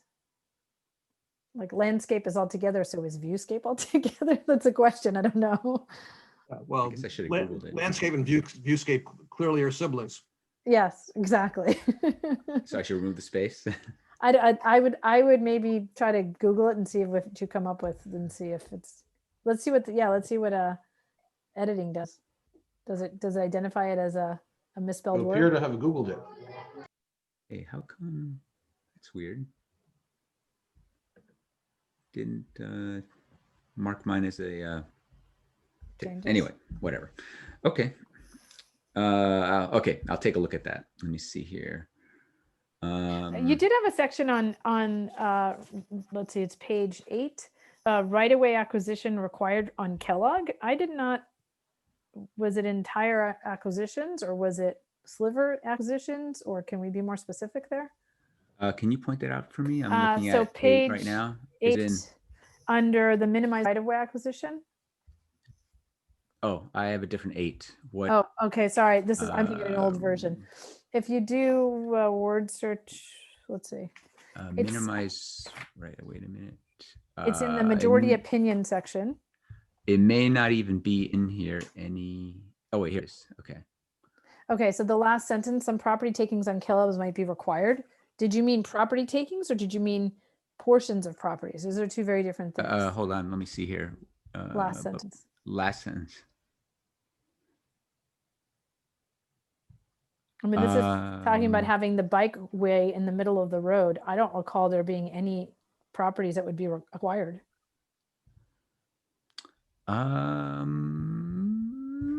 Hey, Larry, do you remember how that got in there? Sorry if I'm referencing you, because before this, all I did was cut and paste from the matrix. I thought that there were some.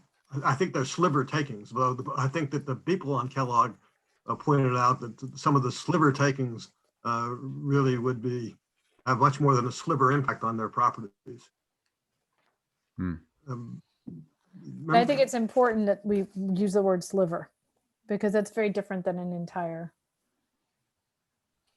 Yeah. And I think we should avoid the word takings. I think we can say property impacts. But I mean, it's not that taking is a really heated and loaded word. So to the extent that we can avoid that, I think we should. Even impacts I don't like. It should Yeah. acquisition. Acquisition. We are buying property. And they are duly compensated. Yeah. Yeah. How about some other property acquisitions might be on Kellogg might also be required? I only see under neighborhood considerations for that one, I see Kellogg Avenue between Alma and Emerson Street will lose street parking. I don't see anything with impacts. So I think we need to double check that. I mean, property acquisitions implies, entire houses, and I don't remember that. Yeah, I'm looking at the fact sheet, and all I see is partial acquisition, and it's literally two corners. The corner of Alma and Kellogg, it's a sliver along the corner of what I'd call the curb, basically, that little corner curve on either one. Well, But I think in general, even if you take sliver or like, foot of house, still it's impacting their house. Right, but it's not a property. They had property takings, and it's not. I mean, a sliver property acquisition is not the same as the acquisition of an entire home, and I think we need to be super clear here. And it's unclear from this level of design what exactly is that impacting. I mean, is it how many feet in? Right, 10 feet, 2 feet, a foot.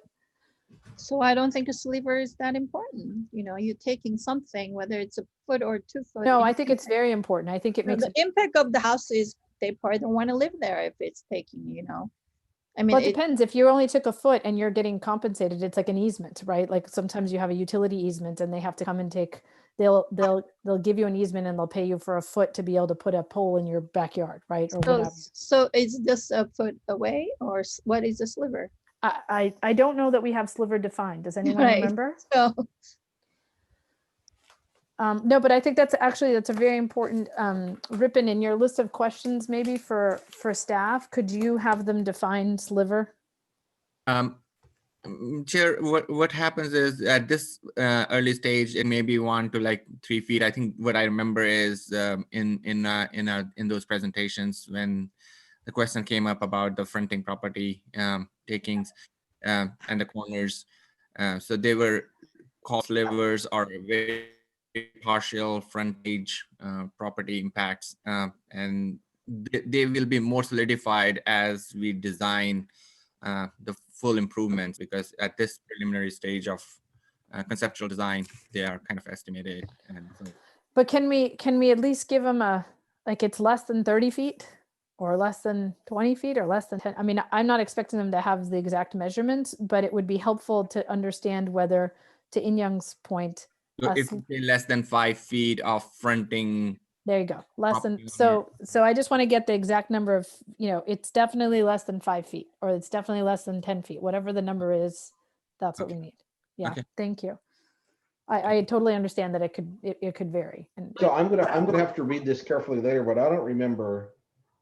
I remember discussing a bike pedestrian tunnel on Kellogg, but also a bike pedestrian tunnel on Churchill itself. So yes, I'm gonna have to go back and read this. So the one on Churchill is for the closure option. The one on Kellogg is in the partial underpass concept. Since the partial underpass. Sorry. Okay. Yeah. Yep. Mm-hmm. Okay. Okay.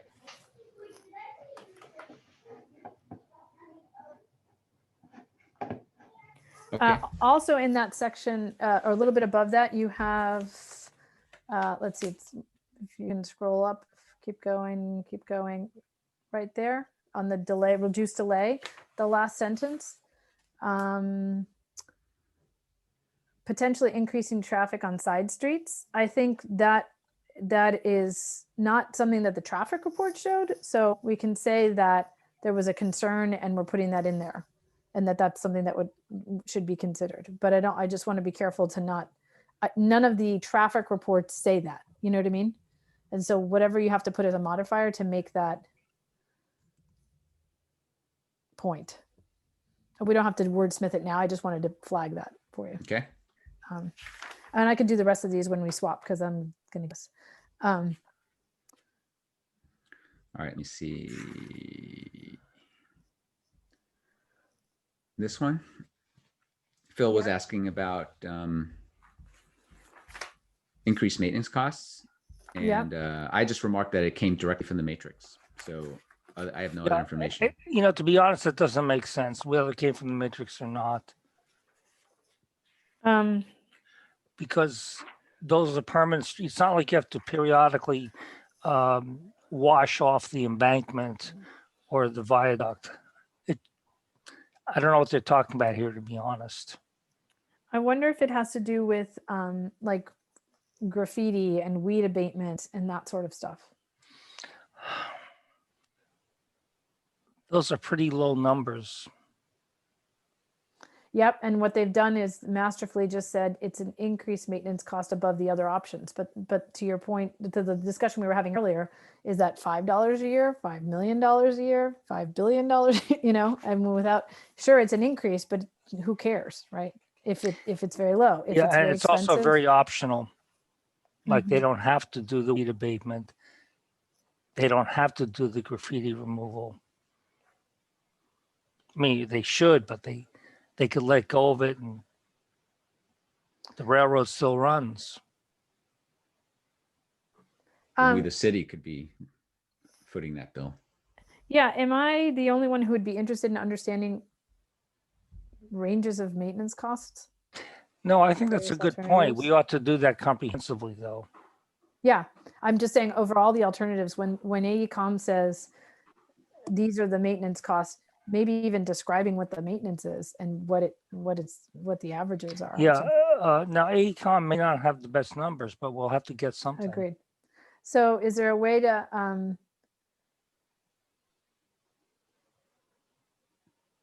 how about something that says AECOM has said that the viaduct has increased maintenance costs due to whatever, but we are unclear what that entails or how much it is. I mean, I just want to throw out there that it's like, well, it's apparently more, but we don't really have the clarity of how much more. That may be the best alternative in the short term, is just to declare victory and move on. But this kind of dovetails what Greg's point was, is that what are the driving factors? And I don't think the people who are opposing the viaduct are opposing it because of maintenance costs. That's certainly true. Right. So, I mean, you know, maybe I might take a crack at writing a similar section for this as I did for the other report and see what happens. Okay. If it doesn't make any sense. You know, again, trying to keep it like, you know, is there a big difference? And if there's not a big difference, yeah. I mean, I think we need all this stuff too. This is really important as well. Yeah. Okay. Then I'll move past it for now. Let's see. This is the traffic section. There's some other information from the departments about it. Then I summarize with a lot of expansion on the reasons why people voted the way they did. Now, I saw the dissenting opinion document kind of late before I submitted this. This is the version back then.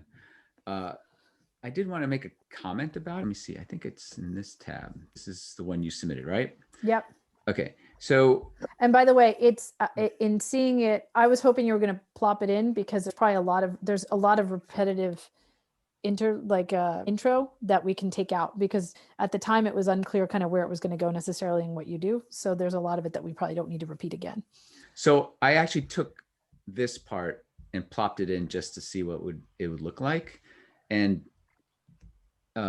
here's my comment on it is, right now it's written in such a way that it's very opinion based. There's modifiers like significant here, you know, there's a lot of stuff sitting in this, the way you wrote it. And I'm not saying that you shouldn't say what you want to say, but the rest of the document is so reporting on what happened and what came out of our research, that the way this is written doesn't feel like it should be along with the main body of the document.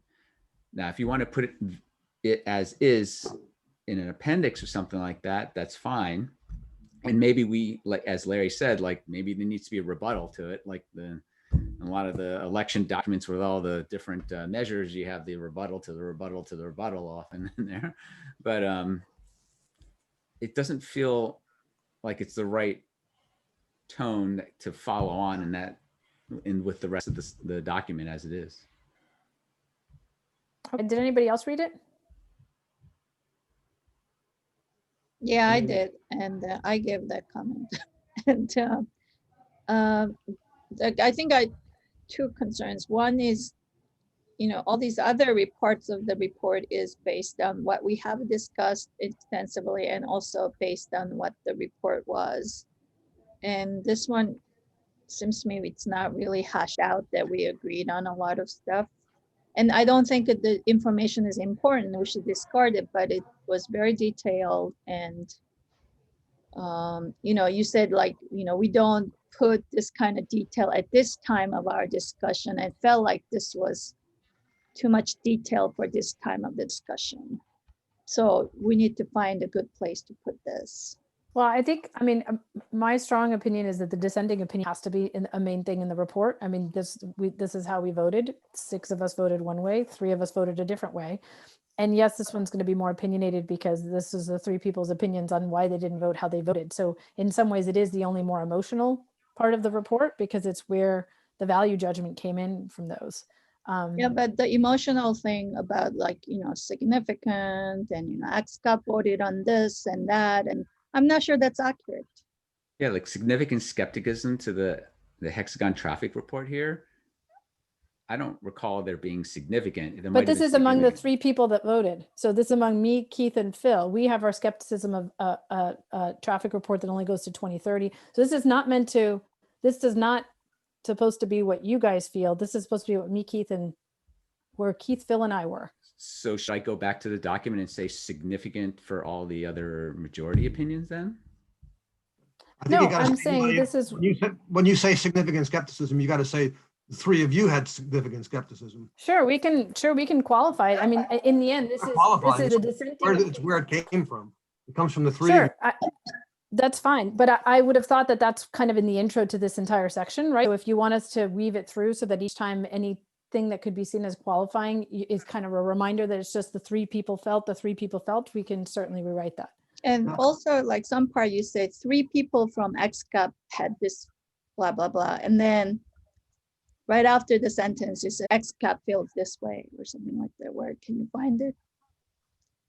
Yeah. So, you start with the 3 people from XCAP and then like middle of the where or second right after it says XCAP, it looked like a majority opinion.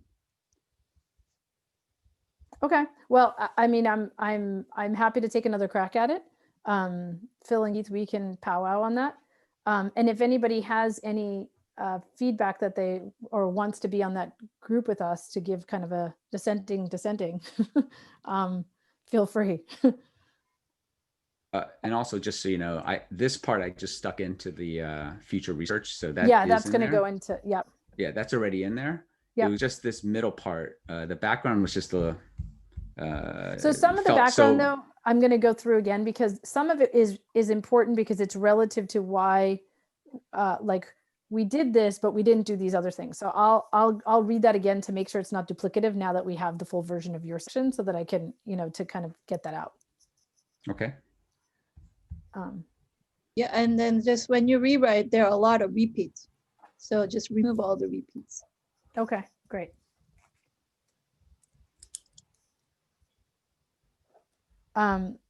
Because I'm also going to be working on the other sections and prioritizing those, this one may take a bit longer. So just so you guys know, but it's a short enough section that once we rewrite it, hopefully it won't drag down the schedule. So there's a lot of historical stuff here, and I know we talked about it in Greg's document too, as well, the South Palo Alto document. I mean, do we want to put that in there? Because I actually had a section on the history of Churchill. It could have been more expanded from the timeline. Well, part of me says that's fine and everything, but part of me says, wow, that just makes this thing even longer than maybe it needs to be. Well, so you're talking about the stuff that's in my background thing? Yeah, and then as it relates to, I mean, there's a lot of historical things like you talking about, even like this began in 2019 about partial underpass, and like, well, I guess that's within the XCAP. Yeah, side, it's but all yeah. XCAP. Nothing predates XCAP, or it shouldn't. I'll take another look at it. And then I think once we, again, are reading it cohesively, we being me and Larry, in terms of tone and stuff, we'll figure out if there's too much history. It'll become obvious, I think, once we start to see it all together. Okay. Other than that, I think there's not much that, see anything else down here. Now, here's the future outreach set from your document. Public opinion. No, that's it. Any other thoughts that anyone has? So how do you guys still feel now that because you've both been through your own sections, about having suggested areas of future work? We're going to have a policymaker and a technical, right? And if you're the reader, this is open discussion. If you're the reader reading this for the first time and you're a policymaker, you've got maybe your glossary of terms, you have the executive summary that we gave at the beginning. And then, Larry and I were thinking there's an argument to be made for either one. Do you put in the very beginning, here's our general recommendations for policymakers, and then say technical ones are in the report, and then also have an appendix thing that would have very concisely all of the Churchill and South Palo Alto technical alternatives? Or do you want to leave them at the end of each section as you read about Churchill, then you go into the technical things for Churchill? Because like the general ones you have, we'll take those out and put those in the general section, right? If you have any, I didn't actually see. The ones I have are pretty focused on. Yeah, I think they're all super technical. Churchill. Yeah. Oh, future outreach opportunities, all that goes into the general, Okay. because I think that probably works for. Actually, no, maybe yours is actually pretty Churchill specific, because it's more adjacent areas to Churchill, like town and country. Mm-hmm. There's probably going to be some overlap. But how does everyone, I thought that the technical things read really well within, after you've kind of read the section of pros and cons and whatever, then here's suggested areas of work. And then I thought we could, even though it's a bit duplicative, you could have an ending appendix that basically states everything, but it's the Churchill piece and then South Palo Alto piece all in one continuous list. Does that jive for everybody? Or strong feelings that that's too much, that it's in the main report, we don't need it, or do we care? I'm trying to follow you. You said in the beginning that you wanted to put it in the executive summary part. No, that we'll have the glossary and then an executive summary, which is like just 5 pages, right? So assume a policymaker is going to read that. And then we talked about front loading all of the policymaker suggestions at the very front of the report before they start to get into it, so that they just have to read that first quarter and then could stop if they wanted. And then we'd go into Churchill, and then here's future technical areas of study for Churchill, South Palo Alto, future areas of technical study for South Palo Alto. And then I thought we'd have a last, and here's a synopsis again of the technical studies all in one final list that sits in an appendix. Does that make sense? Or do we care? We could also wait until we've written more of this and then decide, because it's just a matter of copy paste. Yeah, I guess I'm just wondering what is technical and what's a policymaker a little bit. It seems like some things could be crossing over. So the policymaker, and some are definitely specifically technical. Some are really specifically technical, but I think some, aren't they driven by policymakers saying, well, we should research, right? So I think we Even though have it's an the, engineering thing. I can share my screen if you want for a second, Dave. And we have the lessons learned document that, hold on, which is basically what we talked about the last time. The things that we kind of each of us personally learn, keep adding to. And then here's the recommendations for policymakers. So we have the stuff about following the CLAN stuff, bike ped stuff, and the rail corridor stuff. We have formalizing bike ped input, and we talk about who they should talk to. We have a piece about geotechnical and groundwater stuff, which is is somewhat technical and we refer to the other section, but it's really just, hey, policymakers, you should probably start that study at some point. And, you know, that's kind of its own beast, if you will. The idea of passing tracks being an issue, they need to get clarity on that, but they should work on the grade corridor, Caltrain corridor-wide study. New bike ped connections, and that's the Seal and Lauderdale studies that are in the plan as well. And then the possibility of pursuing a quiet zone. So this part we may need to tweak based on the conversation that we had today about how we may not want to suggest it, just say that it's a possibility. And then I wrote the technical recommendation, which is just a copy paste right now. See, I put in like placeholders for all the other ones. I'm hoping I just reviewed our pretty high level policy stuff and not super technical. Because they're basically asking policymakers to initiate specific study of specific areas, groundwater, new crossings at Loma Verde, Seal, quiet zones, yada, yada. Does that make sense?